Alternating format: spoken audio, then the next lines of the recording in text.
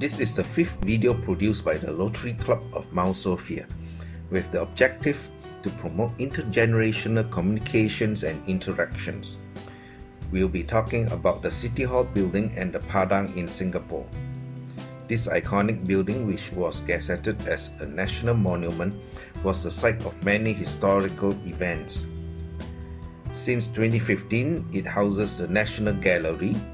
The Padang that is located in front also has a rich history. Let us now share some of the historical events that took place there. The construction of the building commenced in 1926 and was completed in 1929. It was known as the Municipal Building. The building housed the municipal offices of the British government. It was officially opened on 23 July 1929 by the then Governor Hugh Clifford. The grand building was the design of architects S.D. Meadows and Alexander Gordon. When the Japanese occupied Singapore in 1942, the building continued to be used for civic matters. It was at the field in front of this municipal building, known as the Padang, that the Japanese rounded up the British prisoner of war before they were marched to PWO camps in Changi Prison and Selarang. A historic event that took place was the surrender of the Japanese that ended the Second World War in Singapore.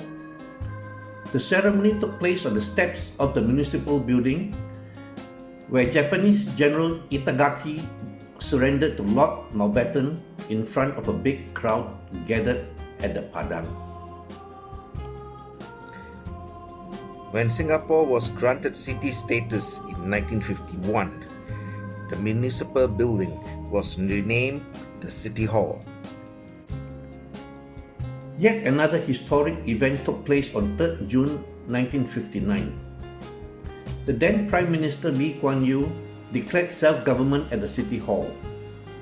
The first Yang di-Pertuan Negara, Encik Yusof bin Ishak, was sworn in there. The first cabinet was also sworn in at the chambers of the building. It was here that the national anthem and flag were launched. In 1963, Lee Kuan Yew read the Proclamation of Malaysia from the City Hall.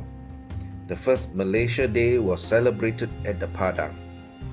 The declaration that Singapore is no longer under the British rule was a significant declaration. I remembered very vividly that I used to go to the City Hall building that also housed the Ministry of Culture to collect brochures and booklets relating to the campaigns of Malaysia. As a young schoolboy, I recognized the significance of the imposing building as a center of government. After Singapore left Malaysia in 1965, the first National Day Parade was held at the Padang in 1966.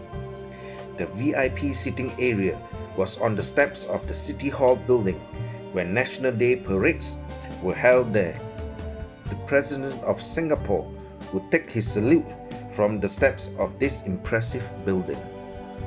I remember marching in a military contingent in the 1968 National Day Parade. We marched to the Padang from our assembly area in Beach Road. We marched past the saluting dais on the steps of City Hall. In the 1969 National Day Parade, our AMX 13 tanks rode past the City Hall too, making it yet another first. In 1987, the building underwent a massive upgrade to allow the building to house governmental offices. In 1988, 12 courtrooms of the City Hall were transferred to the Supreme Court. The City Hall was the place where Prime Minister Goh Chok Tong had his inauguration ceremony and the swearing-in of his cabinet in 1990. The City Hall, together with the adjacent Supreme Court building, were renovated to house the National Gallery Singapore in 2015. The gallery featured Singapore's national art collection. There are also many historical buildings around the City Hall which you will find interesting. These include the Victoria Memorial Hall, the St. Andrew's Cathedral, the Singapore Cricket Club, and the Singapore Recreation Club.